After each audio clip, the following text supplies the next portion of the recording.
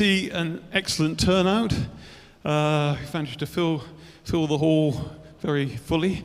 This is amazing how time passes. This is the fourth of the open meetings for this session, and consequently the last one of 2025. So welcome everybody to come. First of all, I'll call on Yvonne to give the news messages. Morning, everybody. I don't actually have any news, just a couple of notices. One about Unit 7. The committee has decided that we will probably appoint a cleaner to clean Unit 7. Not sure what the frequency will be, but the proposal is to have it cleaned once a week. But we want to make it clear to all of the people that use Unit 7 that doesn't absolve you collectively of the responsibility of keeping it clean in between times. Because there's nothing worse than coming in and finding a mess when you're about to start a meeting. So that's that. And Christmas lunch, just if you haven't paid yet, Irene is here with her credit card. She's right at the back with her hand up. So just find her and you can make your payment to her. And then the only other thing I've got to say is to remind you that please could you hang on for a few minutes after the end of the talk, because we want to talk to you about joining the committee. Thank you very much. Thank you. Thank you very much, Yvonne. It's my great pleasure to introduce Evelyn Menzies, who is local, hails from Dunkeld. She tells me she's been a very active person all her life, and she's been involved with a number of organisations, including the Guides, the Duke of Edinburgh's Award, Blairgowrie Hill Walking Club, and she is chairperson of Headway Perth and Kinross, representing Scotland at the Members Forum. She got involved with this organisation, which is, I believe, a charity involved with acquired head injury after her son had an accident, and they were very, very helpful to her. So she also is on the committee that organises something called BRAW, which is the best relaxation and activity weekend for people with acquired brain injury. BRAW is a lot easier to say. Anyway, thanks very, very much, and welcome to Evelyn.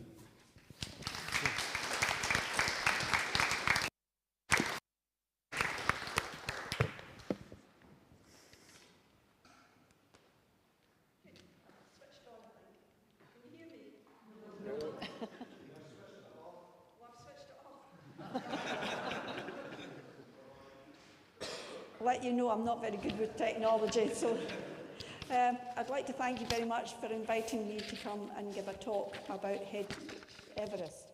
As you can see, HEAD is in capital letters, and the reason for that was to highlight that the trip to Base Camp Everest was all to do with people with acquired brain injury. So I'll just go on to the first slide. How it all began. Well, it all began with this man over here, James Lamb. James Lamb is, sorry, I better not move my head too much. He's a co-founder of I've forgotten my words already, the Little Sherpa Foundation. He was over in Nepal during the avalanches and the earthquake and saw the devastation that happened over there. And he set up this charity along with a monk. The monk's name is Tashi. You'll hear all about Tashi later as we go along. And James came along and gave a talk at my Headway group. And after the meeting, James likes to find out about his subject matter, so we delved into the fact what Headway was all about. And after the meeting, he said, he's my next door neighbour, he lives diagonally across the road from me. He said, I would like to take a group of brain-injured people over to Base Camp Everest. Do you know anybody that would be interested? And I said, my son would definitely be interested. But I also know a chap called Colin, and it was always on his bucket list to do this. So I'll get in touch with Colin, and that's Colin there. So I'll get in. I've touched a button. Sorry. And Colin found quite a few people who were interested. But as time went on, people with acquired brain injury don't have sometimes their brain doesn't work just as well as it should. So it whittled down to 5 people with acquired brain injury going over to Base Camp Everest. And I'll explain who the people are. We've got Nicholas. Now, Nicholas had a skiing accident in Switzerland, and he woke up in the hospital with brain injury. We've got, Michael. He lives in Blairgowrie, Ailith actually, and he's an ex-Royal Marine, and he had been hill walking, came off the hills, was just walking along the path, slipped and cracked his head and woke up in Edinburgh with a serious brain injury. That's my son, that's Niall. Niall had a brain injury 27 years ago in South Africa. Niall had a major brainstem injury, and he was never to walk again, never to talk, he was never to do anything again. But he's a very determined young man, and he said, once he got some speech, I will walk. This was us meeting the First Minister in Burnham Arts. We were explaining what we were doing, why we were doing it, and why we had to raise money. Because while we were doing this, we were also had organised to do a documentary. The documentary is not finished yet, albeit we've been back a year now. But the documentary is to let people know that just because you've got a brain injury, life doesn't stop. If you're determined, you can succeed. There's myself, all squashed in there. There's Colin, and this is Peter. Peter only has 10% memory. He's visually impaired. He had epilepsy, and he was one of the people that decided he had serious epilepsy. I had an operation, but unfortunately it didn't go to plan. So Peter's been left with quite a few problems. And we had great fun with Peter, because we weren't laughing at Peter, we were laughing with Peter, because he would ask you the same question on numerous occasions. So we had to learn to work as a team. We had to gel together. We were going to be staying together in tiny little rooms, in tea houses, and we were going to be with each other 24 hours a day. So we had to know how to get on together. So this is us in just we went for various walks, and we had Zoom meetings, or we had face-to-face meetings, and it was very important to do this. And if people couldn't manage the meeting, I took the minutes, and I would send the minutes out to everybody. I had not intended going to Base Camp Everest. I was just going to be the clerical worker. I was going to do all the admin side of things. But they decided that, yes, I was coming too. Could I point out it was never on my bucket list? Never on my bucket list. So anyway, that was us all getting together. So then we come on to this now. On the 4th of November, we all set off from Edinburgh with some excitement and trepidation. We were heading into the unknown. After a long journey via Dubai, we finally arrived at Kathmandu the next day. When we arrived at the airport, we were treated like VIPs. Our guide Tashi, who I spoke about earlier, and the film crew met us at the airport with banners, flags, and scarves. Now, these are the type of scarves that you get. I came home with numerous scarves. Various people, they would put them. It was a way of welcoming. They would come, namaste, and they would put the scarf around your neck. So it was. That was an excitement for us, arriving at the airport, and on the way out, they were all at the end of the corridor waiting for us with flags and banners. We were taken to the Shankar Hotel, where we would spend 2 nights.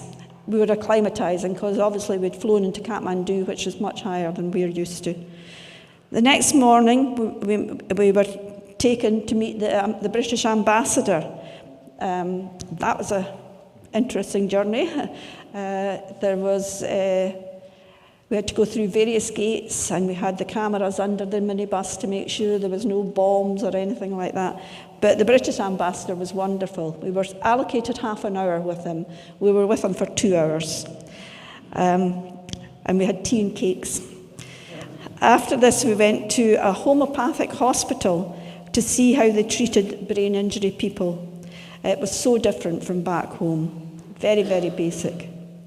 We then did a little bit of sightseeing. You can't go to Kathmandu without seeing all the sights.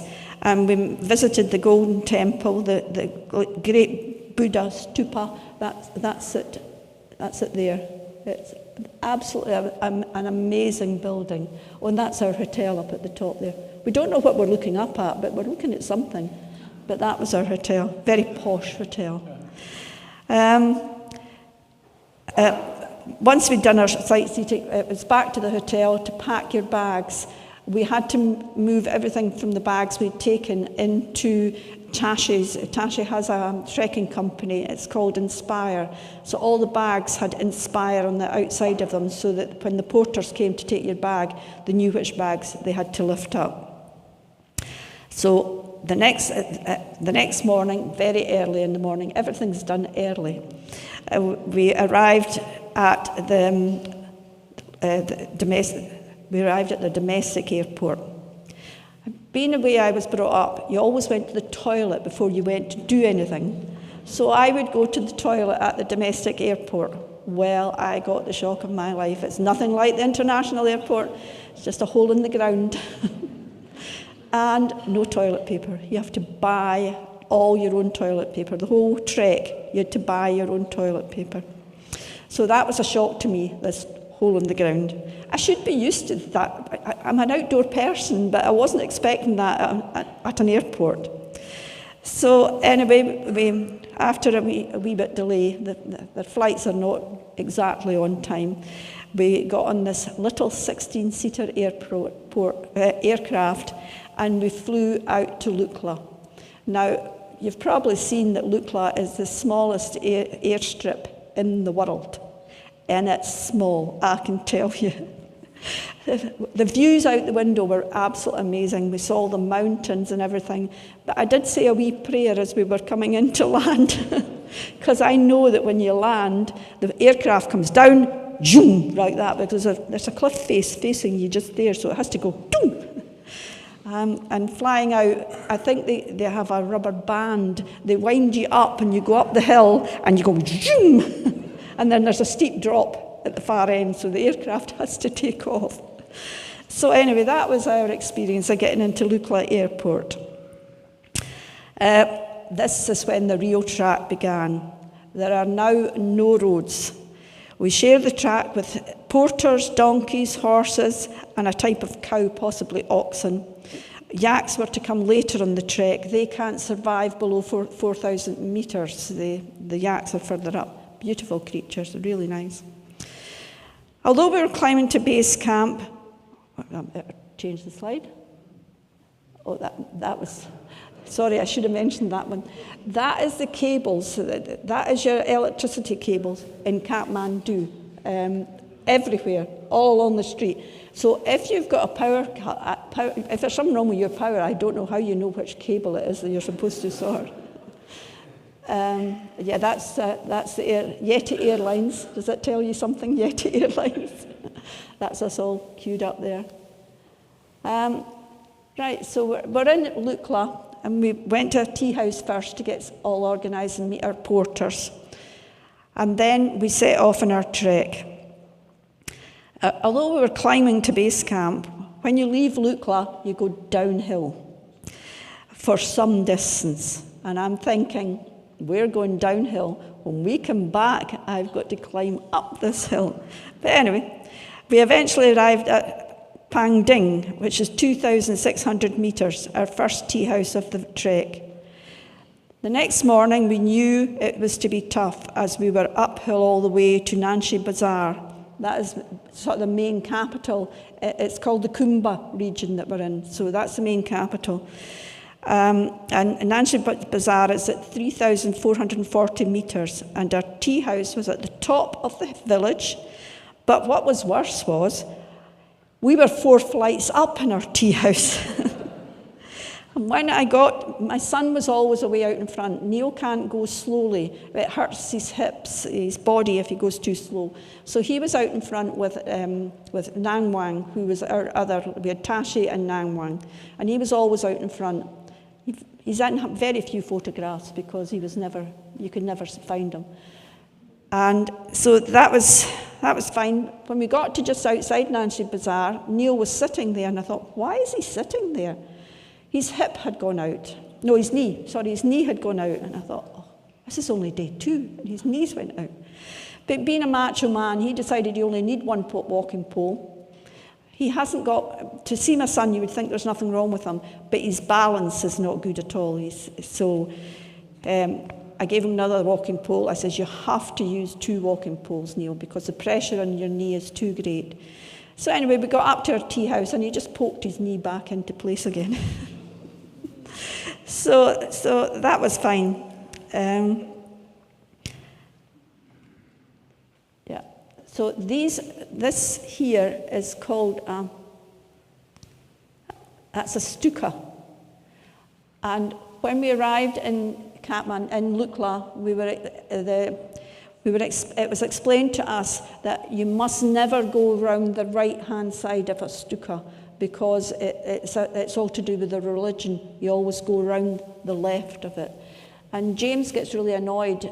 He doesn't mind people taking people on treks, but if they would teach them the culture, a lot were going around the right-hand side, and it is just not right to do that. If you're in somebody else's country, you should obey the culture.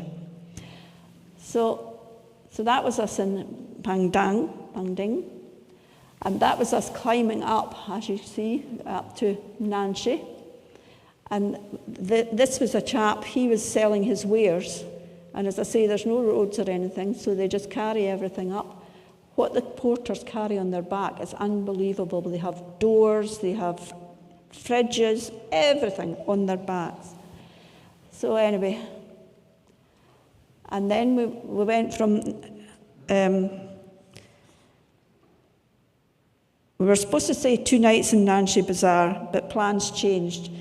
It wasn't really a nice place. We didn't like the tea house we were in. So we moved on to Kumjung, which is 3,780 metres. On the way, we stopped off at a national park. I have to put that down. Sagamatha, which was designated World Heritage Site in 1979 and is managed by the Nepal Department of National Parks and Wildlife Conservation to protect the unique natural conservation, culture and landscape characteristics. We had a very interesting film show on how the local people are trying to clean up the Khumbu region. And it is working. It's really, what a difference from what it was years ago, apparently. Further on, we had a real view of Everest at the Everest viewpoint. It was very impressive. That's the national park there. And this, Nicholas decided that he found a bit of bamboo and he had his national flag, so he decided he walked everywhere with that flag flying above him, which is just as well, because I should have mentioned that we lost Nicholas. We lost him leaving on the way up to Nanshi Bazaar. We lost him. As I say, Niall was always out in front, and he was getting a bit miffed. He wanted to be out in front beside Niall, but he was actually talking to one of the film crew at the time, because we had to keep stopping to get filmed by the film crew that were doing the documentary. And Nicholas just thought, well, I'll just go on and I'll meet up with Niall and Nanwar. But to get to these places, you have to buy permits. You're not allowed into the Khumbu region without having your permits. You got a permit when you left Lukla, and you had another permit to get into on the path up to Nanshi Bazaar. It's a huge gate, and there was police officers, there was army, there was everything. But he was never stopped, and they were actually in buying the tickets at the time. And he just merrily went on. But because Tashi knows everybody in the Khumbu region, he just got on his phone and he phoned all the porters and the trek people to see if anybody had seen this strange man with a Scottish flag. And eventually he was found. And he was in Nancy Bazaar 4 hours before we were. He did keep thinking, I thought we were stopping for something to eat. But anyway, we lost him. That never happened again because he got a row for that, because you always have to be in sight of either Tashi or Namwang. So anyway, that was us seeing our first view of Everest. That's further on. That's further on. On leaving Kumjum, we travelled again downhill to Fortsy Tenga, then a very steep climb up to the village of Fortsy, which is 3,810 metres. When you're actually at Fortsy Tenga, you're up here, and Fortsy is over there, but you have to go all the way down there and climb all the way back up to get to Fortsy. That's too far. So Fortsy is where Tashi lives. So we were treated very well in the village of Fortsy. We were there for 2 days in Fortsy, and it's where the Little Sherpa Foundation is based. We did a bit of sightseeing when we were in Fortsy. We went up to the monastery. Most monasteries are at the top of so you climbed up to the monastery. And then from the monastery, we went to the climbing centre. There's a big national climbing centre in Fortsy. It was built by the Americans, and that's where all the trekkers go to learn the techniques of taking people up Everest. We are not going to Everest, we are just only good base camp. On the second day, and they also had a game of volleyball. I didn't, but the rest of them had a game of volleyball. It's not bad at that altitude. On our second day, which happened to be the 11th of November, we all took part in the remembrance service led by Mick. Now that was really, really a very emotional service. He always leads the service in Aelith, and he was determined he was going to have his service at 4 o'clock. I can't remember what time. It was 4 o'clock in the afternoon, but it was 11 o'clock. We had our watches set so that we were outside, and we're actually filmed in the documentary doing that. And all the villagers were standing around wondering, what are these people doing? But anyway, that's also the day that all the villagers come to Tashi's tea house, and they're provided with the widowers and older members of the village are presented with warm jackets and money, all gifted by the Little Sherpa Foundation. Later, the monks came down from the monastery to give us a blessing. Hang on a minute. I've forgotten to take it out.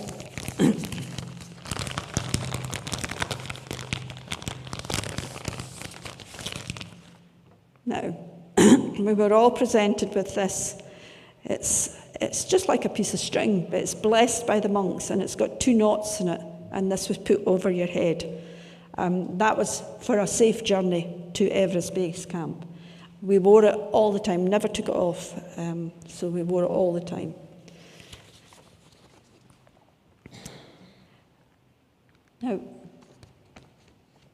Now we left Fortsy and headed towards Pangboshi, 3,920 metres, one of the oldest Sherpa village in the Khumbu district. En route to the tea house, we visited the monastery where there is the remains of a Yeti skull. I didn't bother going to see the Yeti skull.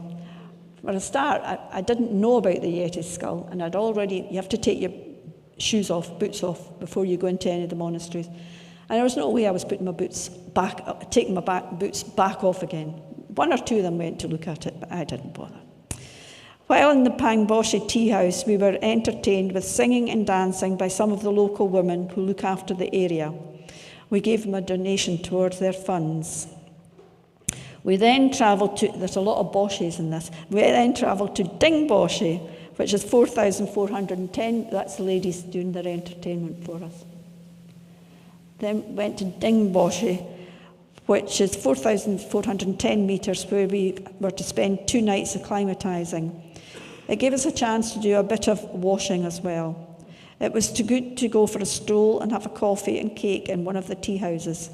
We also, on the second day, we climbed, not to the top of a mountain, but we had to climb, again, acclimatising for our journey. We were going up and down for most of the trek. I just kept thinking, good, we're at 3,500 metres, not far to climb now. Then we will be back down to 2,800 metres. Next tea house was Laboshi. That's us heading up to Laboshi. Niall, as you can see, is not well. He's, you can see in there he's not well either. He had sickness and diarrhoea. I wasn't a well boy at all. But he just had a rest there for a wee while, and he managed to get up and continue. As you can see, he's all covered in, oh sorry, I've pressed the wrong button. He's all covered in stour. You're covered in dust. We all ended up with what they call a kumbu cough, because you're walking with all the animals and the dust is coming up on you all the time. And as you can see, the weather was absolutely fantastic. Really, really warm, except in the evenings. It was perishing. So, during the trek, we passed some stone memorials which had been erected for various people, one of which was Tashi's best friend. It could be that we were well into our trek, but I found this day very long. Mick, one of the team, had a problem with his oxygen levels and was advised to go back down the hill with one of the porters. Every evening before we had our meal, we had our oxygen levels tested. You got the little thing on your finger to make sure that you weren't below a certain level. Mick's wasn't good from the start, but his just deteriorated. He also ended up with a chest infection, as did James Lamb. We were very sad to have to say goodbye to Mick. Turn on. That's Mick being administered with oxygen there.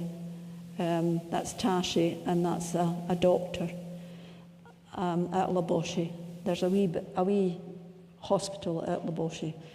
But no, it was advised that he had to go back down. So one of the porters went away back down the hill. Not all the way down. We were going to meet up with him again at Tengboshi when we were coming back down.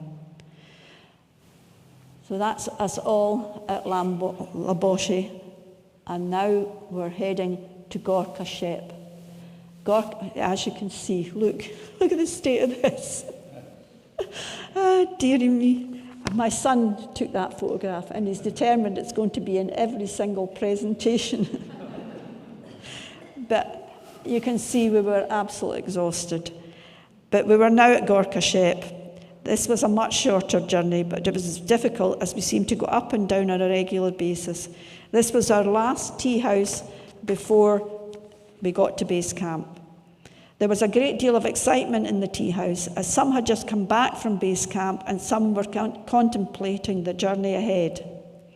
Niall, being Niall, with Nangwang talked him into it.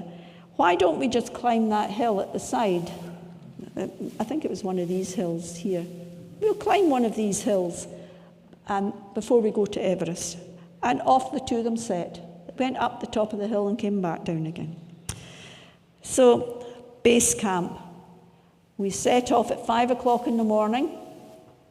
No breakfast. You don't get breakfast. You have to just go.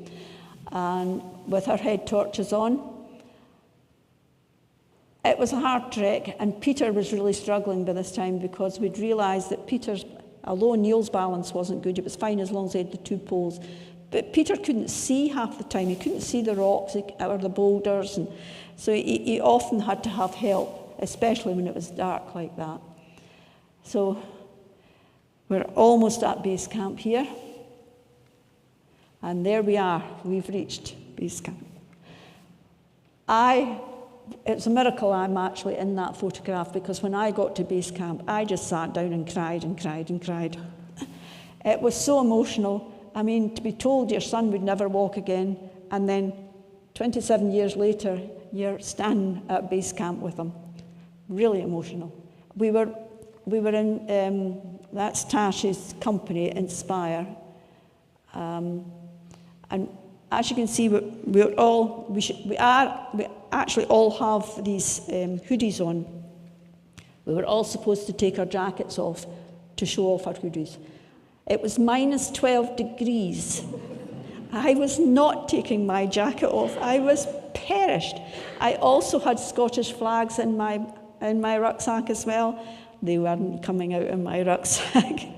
I was so tired, so cold, and the film crew decided that they wanted to film a lot.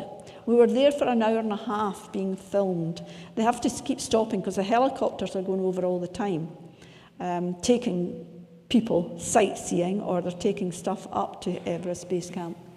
When we got there, I had been told, well, I'd watched films about base camp, and they always said it was really disgusting, there's everything lying everywhere. There wasn't anything to be seen at all. It was very, very clean, but apparently it's only during the climbing season that the tents are there, and they remove everything after the climbing season. This is now climbing season. It starts next week, climbing season. They'll be going to set up the ropes and the ladders. All the porters and the guides will be heading up there in the next week or two to do that. But anyway, the hoodies, a company sponsored us and they donated the hoodies, and we got water bottles as well. And another company sponsored us, and you'll not see it in the slide, but they've got hats on. We've all got hats on. And that's a company called Brilli. It was a new company that was set up, and they were energy bars. And they gave us a big sponsorship, and they gave us all these energy bars. I couldn't eat them. They were disgusting. I thought they were disgusting. I was giving mine away all the time. In fact, we met a young girl. She was trekking by herself. She'd been trekking all over the area, the Himalayas, all by herself. We gave her one to see how she liked it. She really enjoyed it. Thought they were absolutely fantastic, so I gave her all that I had. Here, just have that. And she was on a tight budget as well because she was doing it all herself. On travelling back, we heard many avalanches. And we actually saw one in the distance. You could hear the rumbles all the time, but we were travelling back from from base camp. We hadn't got to Gorpashep yet. And I happened to look back, and there was just these plumes of snow. It had been a massive avalanche. It was quite a distance from us, but it was quite impressive. Unfortunately, James Lamb didn't make it to Everest Base Camp. He had food poisoning, which I can't understand how he had food poisoning, because we weren't allowed to eat meat at all. We were on a vegetarian diet the whole time we were there. You could have eggs, but you weren't allowed any chicken or meat or anything, because as I said earlier, everything is transported up on animals, and it's in the open air. At night time it's freezing cold, but during the day it's quite warm. So we were told we were no alcohol. The minute we arrived in Lukla, no alcohol and no meat. Alcohol it affects your oxygen levels and everything. Anyway, he had food poisoning. But James had been to Everest Base Camp many times, so he wasn't too bothered about it. So we did have hot mango juice when we got to Everest Base Camp. They have these great big flasks, huge big flasks. And they're great ones for sweet things. Everything has to be sweet. So they didn't bring tea because they know I only drink hot water. And there's no way I could drink their tea because it's milk in it and it's got ladles of sugar in it. So I can manage their hot mango, and their hot mango is lovely. And we got energy bars and things. But I actually gave my energy back. I had lost my appetite. The altitude sickness had affected my appetite, so I had no appetite. I was really struggling to eat things, I have to say. But one of the porters was helping me at one point, so I gave him my energy bar. And we were coming down. He'd headed on ahead of us. But again, we're not down at Gorkashep yet. And he'd headed on ahead of us. And I was ahead. I could see the group behind me, but I was just walking by myself. And I could hear them shouting at me, and I didn't know what they were shouting. It turned out there was a yak coming. Now, you have to give priority to the animals. You always have to step to the side. But we were going up a steep slope, and it was icy. And I'm thinking, where am I going to go? There's a hill there, and this deep descent down there. And I thought, I'm stuck. I don't know where to go, because they just push you out the road, the animals. And just at that, the porter came running round the corner, and he was able to find me a safe spot to stand. I was so grateful for that, because I was it was the only time, apart from the bridges, it was the only time I was terrified.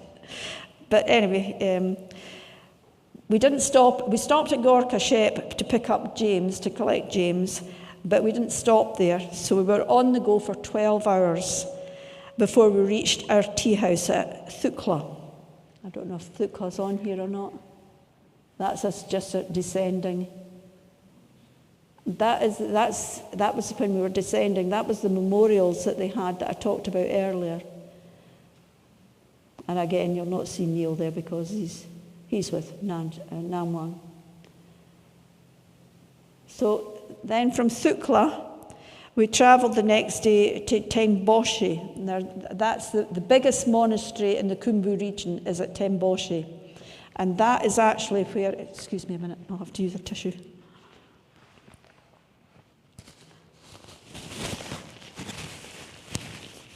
That is where Tashi was a monk. He was a monk there for 17 years. He went there when he was about 7 or 8 years old.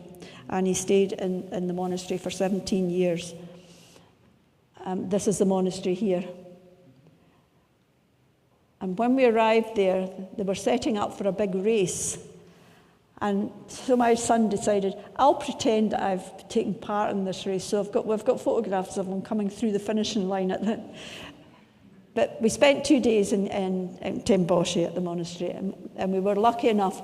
This is the monks. We were in the monastery here, and this is the monks sitting here. Tashi's with them.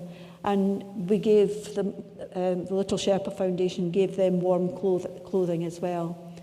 This here, they played rugby with the young monks, Niall and Nicholas, and there's Colin as well. He's not a rugby player, but he's more football. But Nicholas and Niall are rugby people, so they went and played rugby with the young monks. This is Peter really enjoying the view. This is our tea house in Temboshi. And this here is where we hung out our washing, just along here. But as you can see, the views are absolutely amazing, really amazing. All the way up, there's a mountain, and I always forget its name. Amadabong, all the way up. Amadabong's on your right-hand side. Just an amazing, amazing mountain. There is one mountain in the area that you're not allowed to climb for religious reasons. It's a sacred mountain, and nobody is allowed to climb it. Can't remember the name of it, and even if I could remember the name of it, I wouldn't be able to pronounce it. So we met up with Mick when we were at Temboshi. He'd arrived. Still wasn't looking too bright, I have to say. Just a minute. And then from Temboshi, we had to do a lot of filming at Temboshi. They had me out there at 8 o'clock in the morning, minus 6 degrees again, and it took them an hour. I thought, it'll probably not even be in the documentary, but you're standing there, and then they wanted the chap who was in charge of the company. He met us at the airport, and he said he was going to be climbing to base camp, and I sort of looked at the chap and I thought, he'll not be climbing to base camp. No, he had to go down. According to him, he was a dramatist. I liked the drama. He had ice in his lungs. I thought if he'd had the ice in his lungs, he'd be dead. But anyway, he'd left his 2 cameramen there, and they were in touch with him all the time. And they were told I had to say such and such. I said, I'm not saying that. They're not my words. I'll say my words. I'm not saying his words, so forget about it. So we had a few arguments about that. Although the cameramen were absolutely wonderful people, they were brothers, but I could never remember their names. So I said to them, I'll call you cameraman 1, he was the older brother, and I'll call you cameraman 2, the younger brother. So they were quite happy. And they called me Mum. I think because Neil was calling me Mum all the time, they just decided, we'll call her Mum as well. Apparently Evelyn's not an easy name to say over in Nepal. So James told me anyway.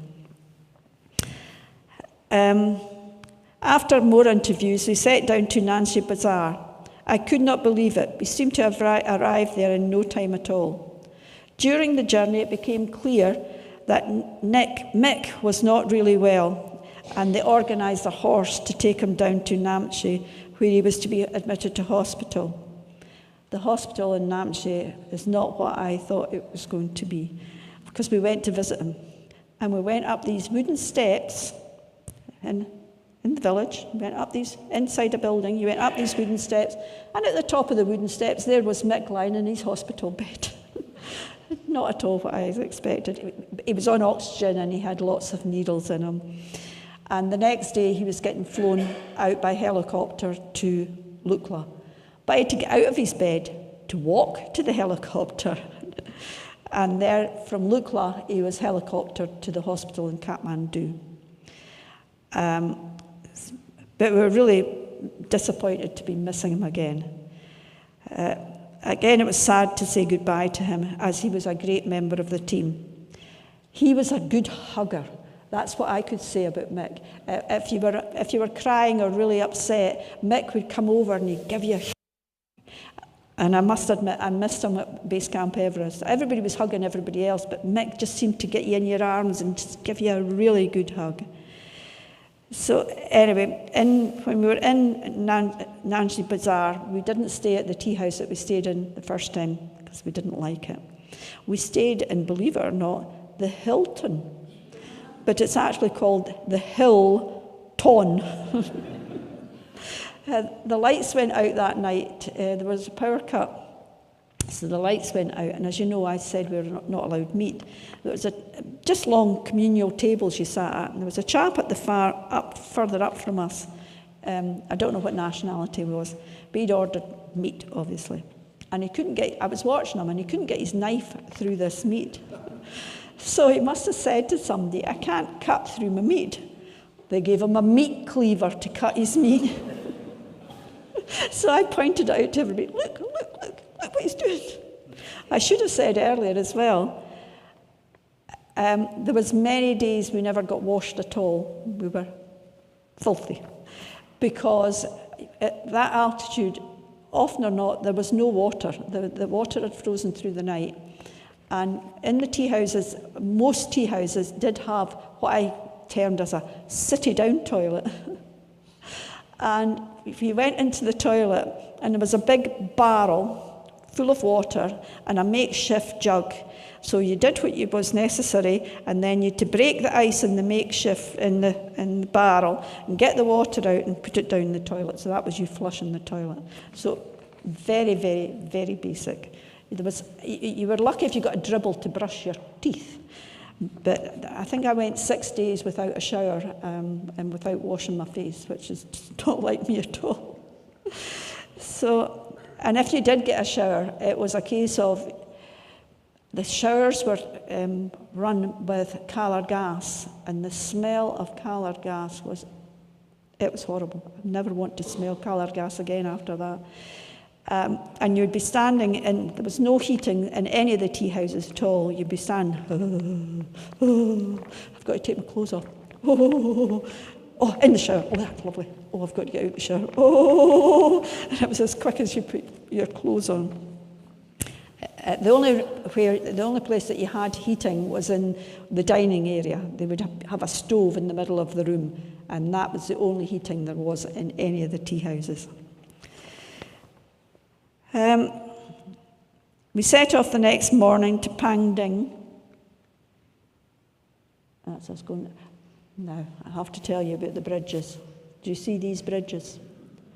I am terrified of bridges. if it's a sugary bridge at all. I'm a hill walker, but I'm absolutely terrified of bridges. And I hadn't realised when I said I would go to Base Camp Everest that these bridges were going to be there, until I was watching a film by Fiona Valpy one day. I thought, wait a minute, she says she's going to Fortsey and she's crossing over that bridge. So I said to James, you didn't tell me about the bridges. What bridges, Evelyn? I says, these bridges. Well, they had to work out a way of getting me over these bridges. I mean, you can see how long these bridges are.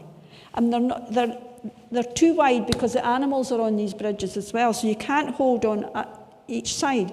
So I was holding on with one hand, and Narwan had worked out that to get me over, I was to hold on to his rucksack. Somebody would take my poles, I'd hold on to his rucksack, hold on to the bridge. So we're halfway along the bridge, and he said, Evelyn, you'd be better, he took my hand off the railing, you'd be better, I had a freaky, get my hand back on that railing again. So anyway, when I got to the end of the bridge, there was always seats at the end of the bridge. This is for the porters resting before they went over the bridges. So I always had to have a seat to get my heart to the right regulation again. And also when you came off the bridge, you felt as if you were on a ship. You'd just come off a ship. So the bridges were, 15 of these bridges I had to go over, could I point out? This is Mick on the horse. And that's Nancy. That was a photograph from our Hilton Hotel at Nancy Bazaar. And Nancy to Pang Ding. This is us. We were having a stop. We always stopped and had some place to have our lunch. So this is a beautiful view. If you follow that right down in there is Lukla. But you have to climb up before you go down. So this was our last night. Although it was downhill to Lukla all the way to base camp, it was now uphill on our final stop. We reached Lukla by mid-morning, one day early, as the weather was closing and beginning to turn, and we were worried about our flight back to Kathmandu. After going through the finishing gate, this is the finishing gate. This is the gate. We passed this gate on the way. This is where you buy your permit, and that's us all. We're all about 2 stone lighter than we were when we set off. Absolutely, really emotional. You can see that James is not well there at all. He's just not well. We ended up at the tea house that we were in when we first arrived, and we had our lunch. And then we went and had a browse round. There's quite a lot of shops in Lukla that you can go to, so we had a browse round the shops. And then we weren't sure if we were going to get off from Lukla the next day, because there was 400 people waiting to catch the flight. And as I say, there are only 16-seater planes. But there hadn't been any flights the day before because the weather, and that day because the weather had been so bad. But as I said, Tashi knows everyone. So the next day we were sitting in this tea house, and the owner of the tea house, he had a stove in the middle of his tea house and dining area, but he reckoned a bit of cardboard kept the stove going. So every 20 minutes he'd put a bit of cardboard in the stove. It was perishing in there, really cold. And we thought, I can't stand another day of sitting in this tea house, absolutely freezing cold. That at 4:30, Tashi managed to get us a flight out.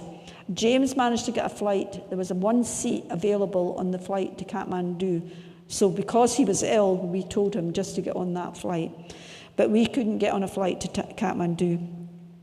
We had to get on the flight which was taking us to Ramashap, which is about a 5-hour road journey to Kathmandu. And prior to us getting to going, there had been serious floods, as there was this year as well, serious floods, and the roads are all washed out. Well, we got on this minibus, and we went through, it was like tatty fields. How the minibus driver knew where the road was supposed to be, I don't know. I was at this side, I was behind the driver, and there would be just bits missing in the road, and just a steep drop, and all right, okay, just keep to this side. So it was quite a hair-raising journey. And we got to the hotel at 10 o'clock at night. We were all exhausted. We were hungry, but we decided hunger could, forget about the hunger. We went to the bar and had a drink. The next day was for relaxing. There was a swimming pool at our hotel. At the Hotel Shankar, there was a swimming pool there. So it was a bit of shopping and a walk, and Mick had arrived. He was out of hospital and he was with us.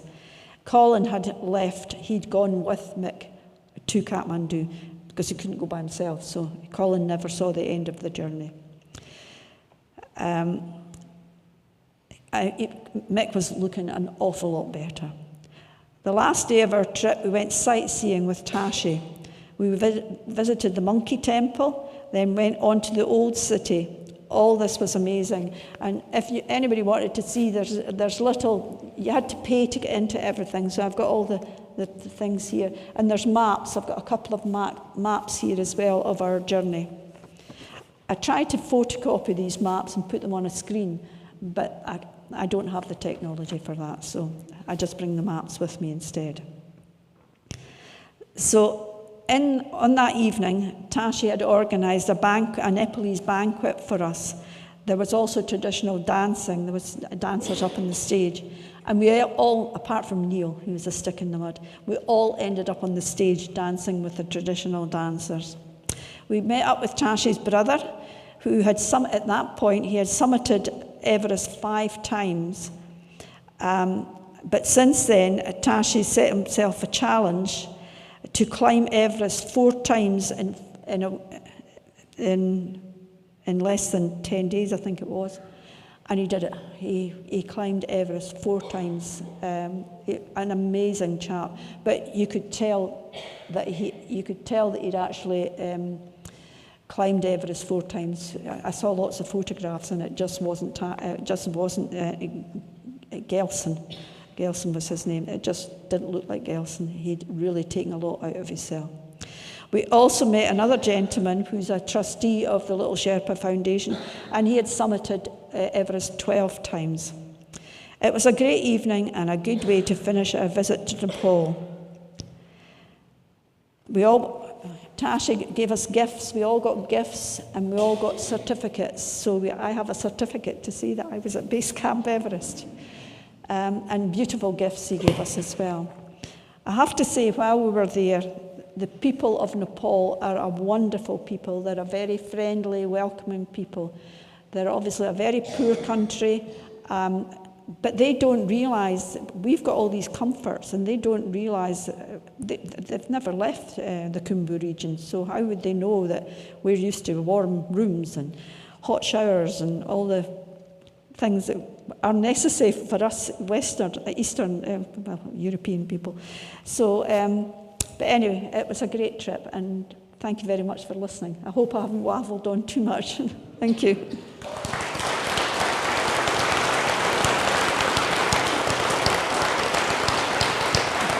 Watch yourself. Thank you very much, Evelyn. That was absolutely fascinating, excellent talk. Are you happy to take some questions? Yes. Thank you. Well, Dave's I'll try to answer them.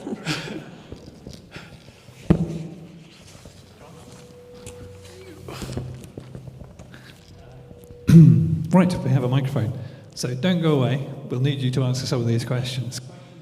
Evelyn. Nobody. No, There's a you're lady there. How long was the journey, mile-wise? I thought somebody would ask that. In Nepal, they don't actually do it by mileage, they just do it by hours. And Tashi was a great one for telling you, it's another 10 minutes. And then you ask him again, he says, 20 minutes? Tashi, you said 10 minutes ago. But James has given me some information.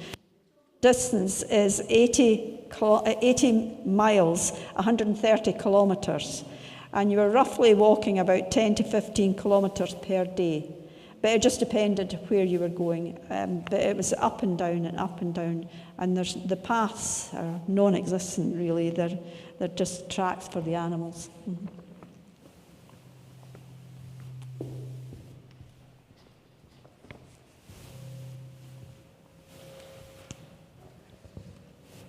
Hello. Have you got a date for the documentary, and will it be shown on the mainstream TV?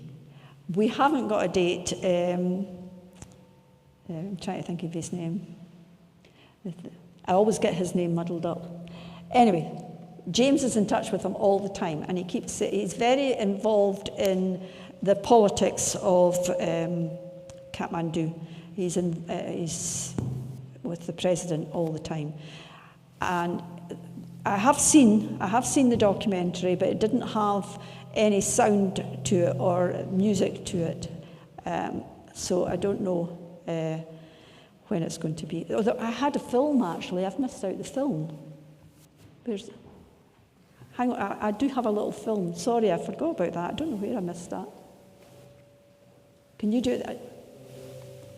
Sorry.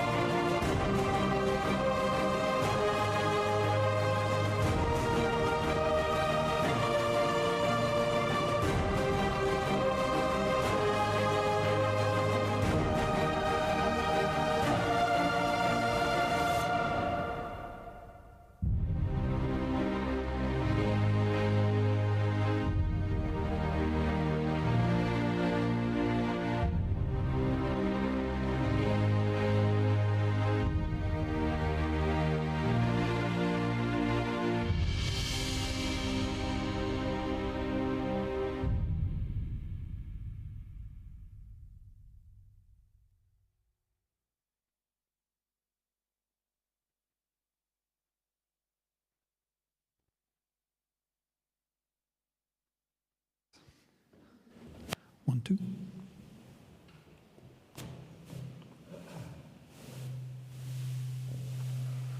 Hi, Evelyn. What was the objective for taking these people out there? Was it just to give them confidence? Sorry, I forgot about that. The main objective was to do the documentary and to highlight to people that just because you got brain injury doesn't mean your life is finished. And these people all had massive brain injury. I mean, my son was in a coma for 13 weeks. As I say, never to walk again. And just, it's to let people know that if you set your mind to something, you can do it. At the very start of one of the, I think it was the film, it said, make your dreams. And that's what it was all about. It was making a dream. And they all had their different disabilities. And you just had to work together, and everybody had to help each other with their disabilities. I mean, Neil had a meltdown when we were at Dingboche. That was the next day he wasn't well. But his rucksack got thrown one way, his glasses went another way, and the language was atrocious. But that's what happens with people with acquired brain injury when they've had massive brain injuries. Their emotions, they can't control their emotions. But the documentary is going to highlight all this, hopefully, when we see the documentary. So would there be any reason to sort of get another group together and take them out there, or would even doing it on a Scottish basis and taking people of this sort of background out in the Scottish hills? We have thought about it, but James had said he would never take a group of acquired brain injury people away again. He didn't realise how difficult it was going to be. And the lady asked when the film would be out, and we don't know. But Colin, he's talking about going in October next year, taking people with acquired brain injury out next year. And he asked if Neil would like to, because Neil would love to go again. And I said, it's up to you, Neil, what you want to do, but I won't be coming. And I don't think you'll enjoy it because Colin is a very laid-back person. And you'll be lucky if he's got the flights booked a month before you're ready to go. He was late every morning. I mean, Tashi would set a time. You had to be down for breakfast at, say, 7 o'clock in the morning, ready to set off at 7:30, 7:45. You were lucky if Colin came in at 7:30. And even when we were leaving to go to base camp, we had to be there at 5 o'clock. We were all out in the freezing cold at 5 o'clock, setting off at 5 o'clock, and Colin wanders out. 5:20, where is everybody? Have they all gone? I would worry about him taking a group. Obviously, Tashi would be there because it's Tashi he's going with, and Tashi has now gone with a group of acquired brain injury. But I think we'd have to find out more about the person. Like, we didn't know that Peter was going to be so disabled on the hill.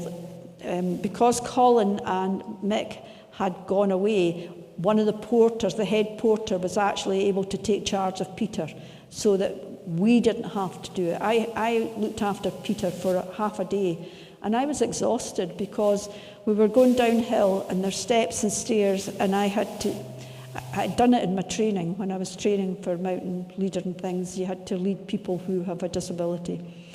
And I'm speaking to him all the way along, like, there's a step here, Peter, it's to your left, to your right, now we're coming to this, we're coming to that. And that was half a morning, and I was just exhausted. Neil had tried to do it, he tried to help Peter, but because Neil's balance wasn't good either, the two of them were falling, so I did fall once, So do you do anything on a sort of Scottish basis?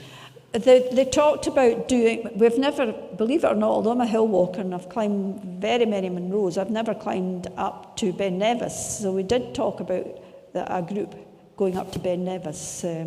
So that might be on the cards, because none of the other ones have done Ben Nevis either, so that might be on the cards. Thank you. I'm getting good at seeing arms waving across the room. Last one, I think. I thought that was just extraordinary and absolutely marvellous. Sorry, I can't hear you. I said I thought that was absolutely extraordinary and absolutely wonderful.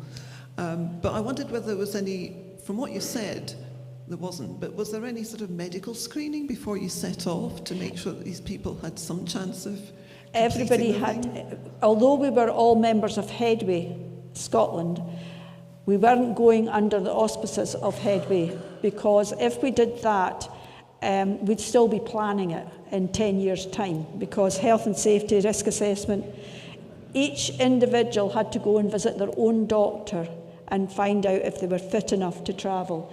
And we all had to get altitude sickness tablets, and it was one tablet, and you had half in the morning and half at night, which worked out fine because we just had, Neil and I shared a tablet, and the minute you arrived in Lukla, you started taking the tablets, and when you were coming on the way down, you could stop the tablets. And as I say, the altitude affected me with my appetite. In fact, I don't eat chocolate normally, but one particular night, Tasha gave me a row because I was giving my food away to everybody. And he gave me a row. He says, "You have to eat, Evelyn." And I'm looking and I'm thinking, do you know, I think I could eat a Mars bar. It took me about an hour to eat that Mars bar, but I had a Mars bar. That was my evening meal, a Mars bar. Thank you. Well, I've heard some of this story before because I went to a Burns supper at Perth Burns Society. Strange. How do you hear about this? Well, Perth Burns Society throws everything you can throw at a Burns supper. So I think it was about 6 hours long, this supper.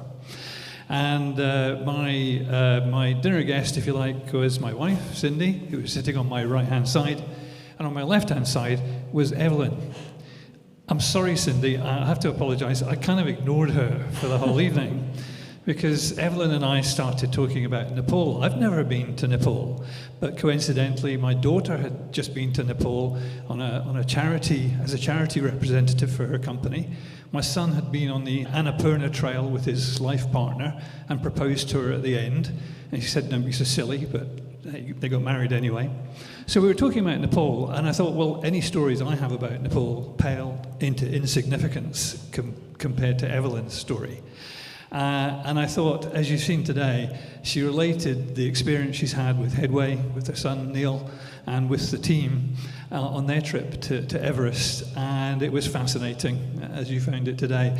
Not only that, it was a story of resilience, good humour, astonishing, having had such a tragedy happen in the family. And it shows that when a human being who is quite ordinary in almost every way is also quite an extraordinary human being as well, that she can carry this on, supporting people, again with this terrific, great humour as well. And I just found the evening I spent with Evelyn quite fascinating. I said, you have to come and talk to us. So I'd like to thank you, Evelyn, for a fantastic session, fantastic talk today, and please join me.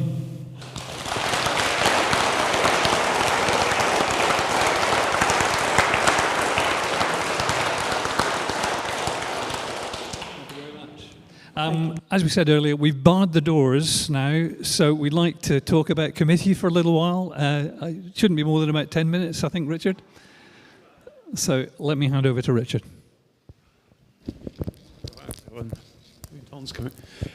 Yeah. I've got no... And I'll try and sort of free talk.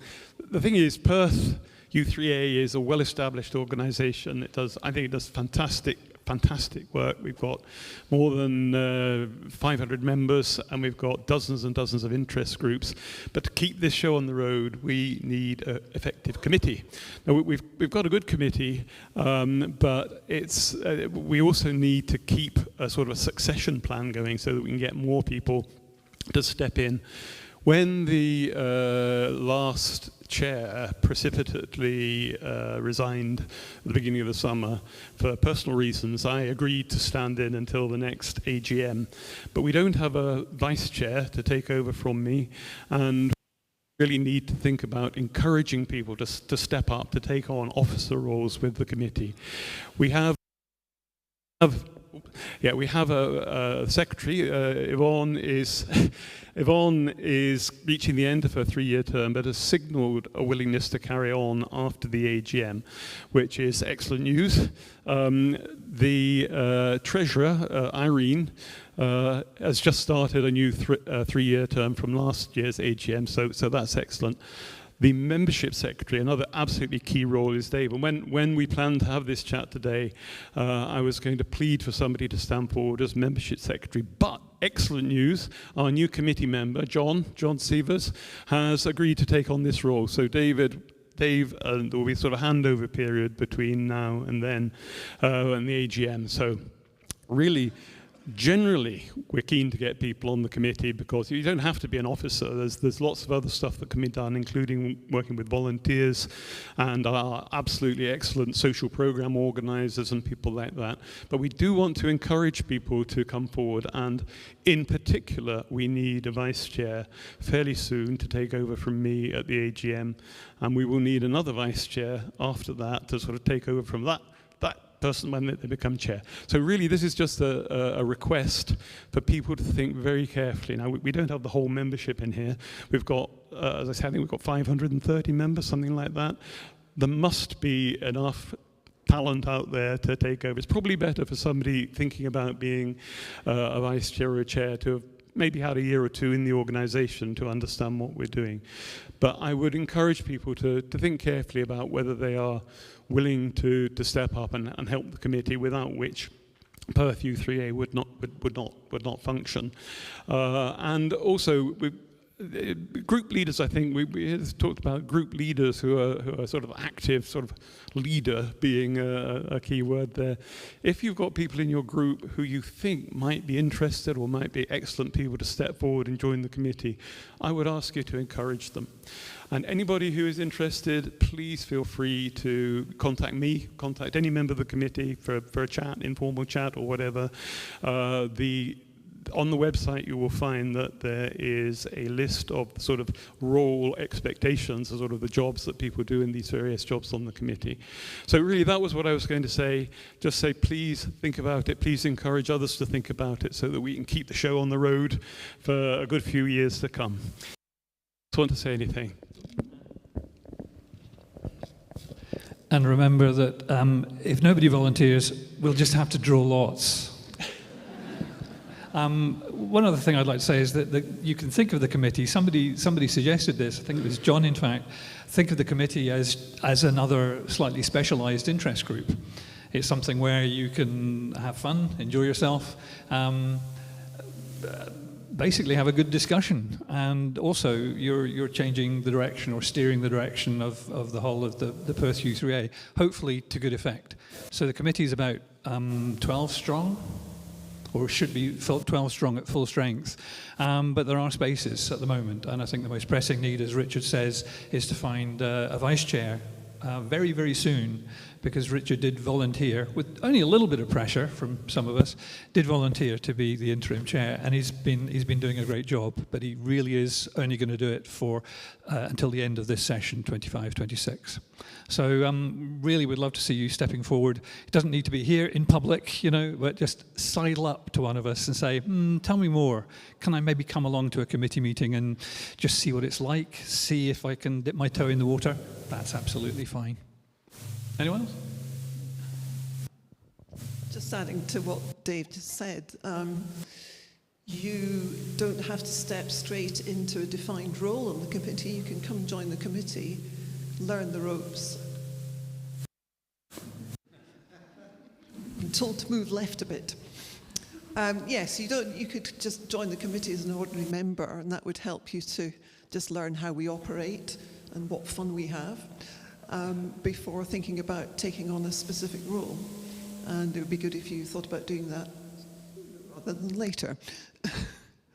I've forgotten what the other thing I was going to say was, but I think Dave pretty much covered it anyway. I'll hand back to Richard. That's really what we wanted to say. I mean, if anybody's got any comments now, feel free to chip in. Otherwise, as I say, please think about it and encourage others to think about it. And please feel free to get in touch with any member of the committee at any time. Is that it? Okay. We'll end at that. Thanks very much, everyone, for coming along. And Evelyn has got some material here, which I take it people are welcome to come and look at, relating to the trip to Nepal. Thanks very much, everyone, and we'll seems awful. Yeah, see you at the next meeting in January. Thanks.